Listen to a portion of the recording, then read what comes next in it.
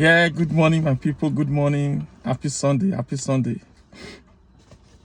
Yeah, my name's Victor Vince. I am the CEO of VV Institute. Okay, I'm the CEO of VV Institute, and I'm a life coach. I'm a business coach. I also teach financial literacy. Okay, my master's degree is in accounting.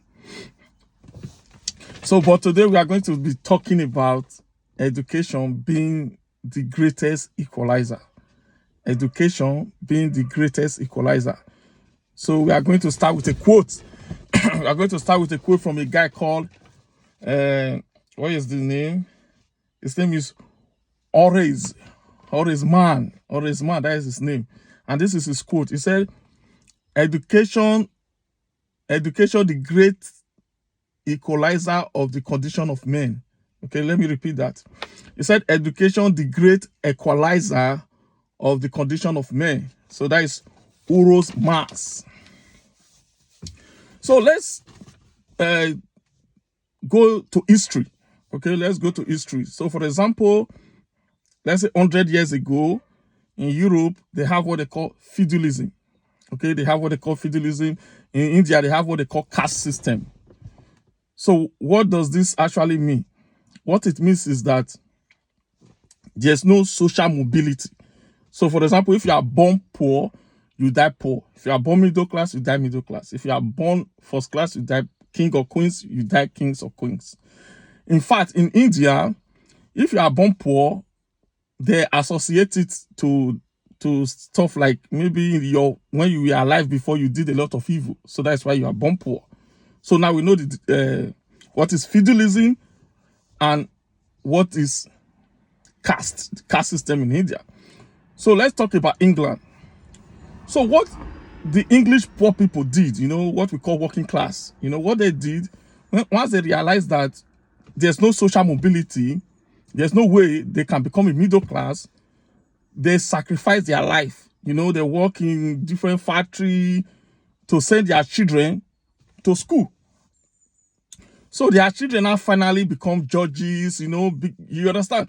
So, but their children was able to break the course. They were not able to break the course, but they sacrificed that by going to school, by sponsoring their children in school. I will give you an example. The present Prime Minister of UK is from Indian origin, Kenya. The father is a bus driver, a tuk-tuk driver. Tuk-tuk driver. The father is a bus driver. But how the child become the Prime Minister of UK? I mean, the fourth largest economy in the world, one of the greatest military power. They are even engaging Russia now in Ukraine. How can a son of nobody, a child of nobody, a child of common tuk-tuk driver become the Prime Minister of a country? Because of education. Now you now see the reason why Horace Mann said education, the great equalizer of the condition of men. So let's talk about Awolowo. Awolowo, I've never been to Yoruba land apart from Lagos. I traveled through Yoruba land. But if you speak to Yorubas, they will tell you that in every homes in Yoruba land, in every home is Yoruba land, every home you will find one or two professors in every home in Yoruba land. That was because of Awolowo free education scheme. Now, come to Benin. And I'm going to say this, I'm a Benin man. In every home, you either find a cultist, an agberu, or a prostitute. In every home in Benin. Compare that to our counterpart, the Yoruba, that have professors in their houses. So you see what I'm talking about. Some people may not say, it's not every home, but majority of the home, you have these three characters: prostitute, agberu, or cultist. But we don't have professors. What happened? Now, let me talk about Ambrose Ali. Okay? There's a guy that lives in the UK. If you go to my YouTube channel, you will find him there. He was the guy that was kidnapped by the street governor at midnight. Taken to police station, they locked him for weeks. What the guy said about Ambrose Ali, he said it was because of the free education of Ambrose Ali. That's why he was able to be educated. You understand? And he still thanked Abu Salih for that. The point he was trying to make is that he was praising Obaseki, with Obaseki coming up with targeting the children, making sure that every Edo child can read and write. You understand? Now, imagine what Abu Salih did if the prosperous, I think that is how they say it in accounting, if the prosperous governor had followed what Abu Salih did. You understand? You see this narrative of cutting Agbero or prostitution will not be associated with Edo people or Benin people. You understand? Probably we could have had professors like the Yoruba land. You understand? So let me quickly just tell you about my own story. You understand? My last video, I talked about Fela. My issue was that how can a grown man be wearing pants in public? How can a grown man like Fela be wearing pants in public? In a nutshell, that is what I mean. So one of little boy sent me a message telling me I can't express myself. You understand? Even though I'm a master's degree holder, he claimed I can't express myself. He's right. But we are still going back to the point. If maybe I started very well. Let me just tell you, I went to Oka Primary School. Okay, in Oka Primary School, we are the set of people that start breaking melon in the class for teachers. You understand? I did not even learn anything in primary school. Now, this boy cannot, because even though, like, that affected me, even though I went to get the degree and everything, but that primary school that I missed affected me, my expression. So this little boy can go on and say that I cannot express myself because I didn't go to good primary school. I will quickly give you an example. My daughter, she's not even up to primary school. We were eating in eatery, So I start laughing, my daughter said something. She said, "What is funny?" And everybody look at her like, you understand? I'm paying $250,000 for her school fees. She's not even in primary school because I want the English to be so good. But I didn't have that. You understand? So what we are trying to say is that I'm not but I'm good in maths, I'm not good in English. What we are saying in essence is that Obaseki is targeting these children and we should support him. You understand? We should support him. Let me finish with my story. So I finished Oka Primary School. So my mom took me to Baptist High School. So if you people are familiar with Baptist High School, close to Oliya Market there. So the day my mom took me to Baptist High School, I was in the school. There was no desk. There was no chair. In fact, students were sitting on the floor. That's the day my mom took me to Travis. Travis just at Siloko Road, a private school. That is what revived me. That is why I'm able to talk to you like this. You understand? So because of this lack of education, we start producing leaders like street governor. A leader like street governor was split for the youth. We start producing like leaders like Without Favor, leaders like Abato Baze, leaders like John Osage, leaders like Epa Eranomigo. You understand me? Just imagine my mom did not decide. She did not decide to put me in private school, secondary school. I could have ended up like the street governor, even worse. I could have ended up like John Osage.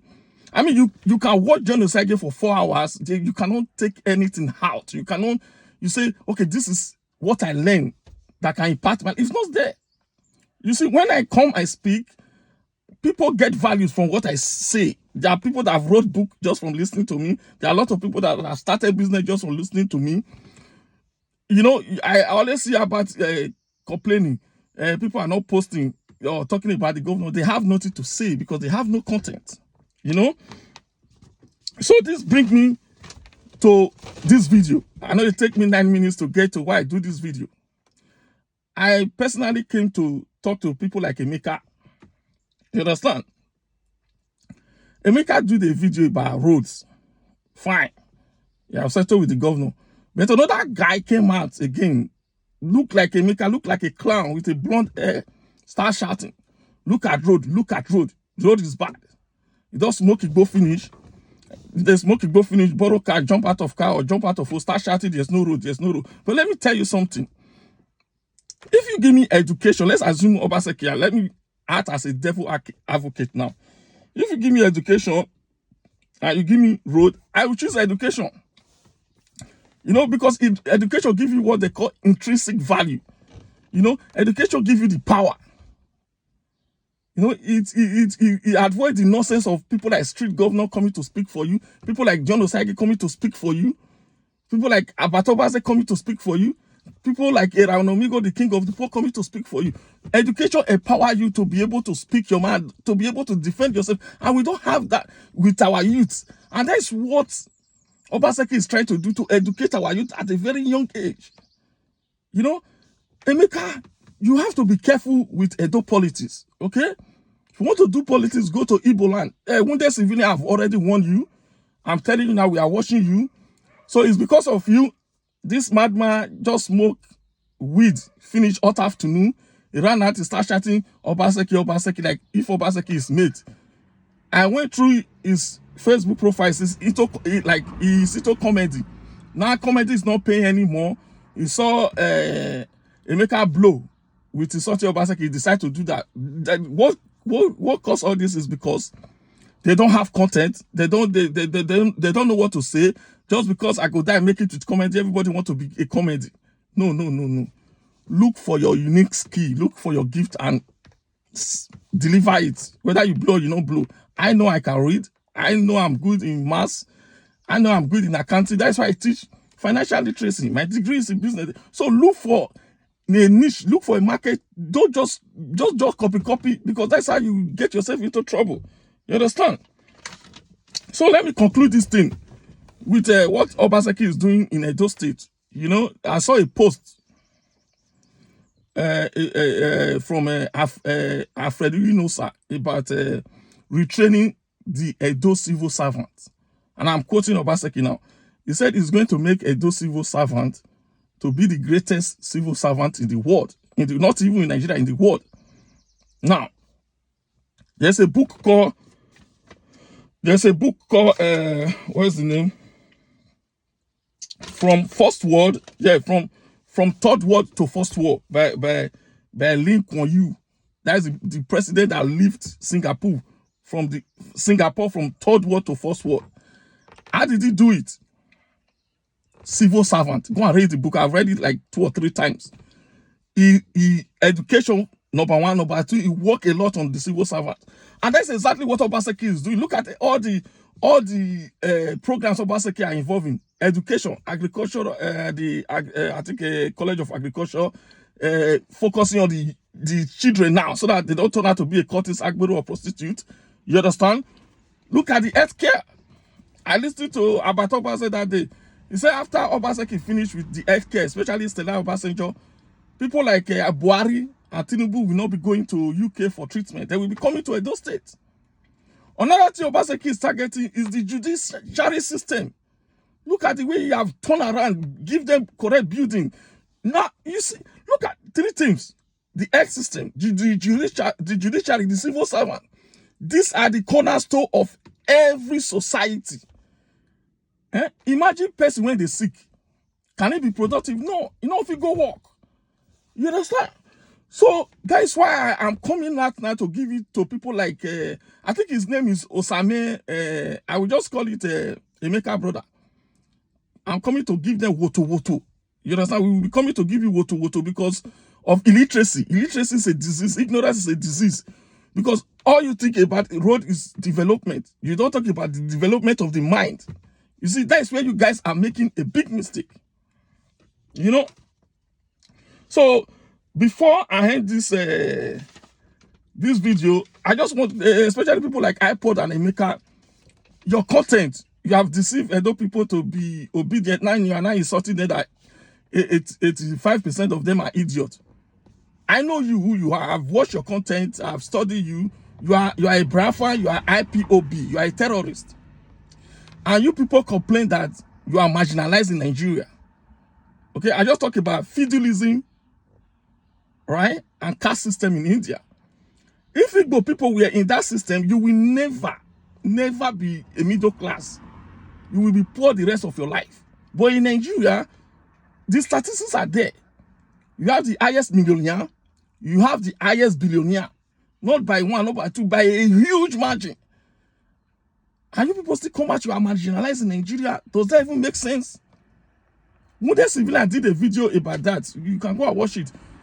So just thank God that the social mobility, the way Igbo people are able to move to millionaire and billionaire is very easy in Nigeria.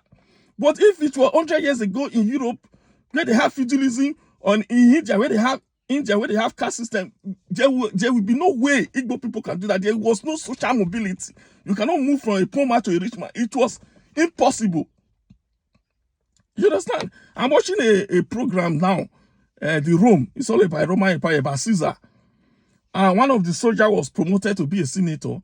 And there was an opposition from another senator that, with all due respect, that man is not supposed to be a senator. That senator is for rich people. You understand? That is what feudalism is, class system. And you are in Nigeria where we don't have class system, where we don't have feudalism, where we don't have a caste system, where an Igbo man can become a billionaire, where an Igbo man can become a millionaire, and you are still complaining that you are the most marginalized people in Nigeria. Man, Emeka, we are watching you. Because most of our people are gullible, you are taking advantage of that to be messing around with their mind. Take time, man. And if you keep talking rubbish, we will be coming here and be giving you woto. That is the language you guys understand. So like I said, thank you for listening. That is all for today. My names are Victor Vince. Okay, I'm the CEO of Vivi Institute. I'm a life coach, a business coach. You understand? And I also teach financial literacy. My master's degree is in accounting. Thanks for listening. Do have a productive day. Bye.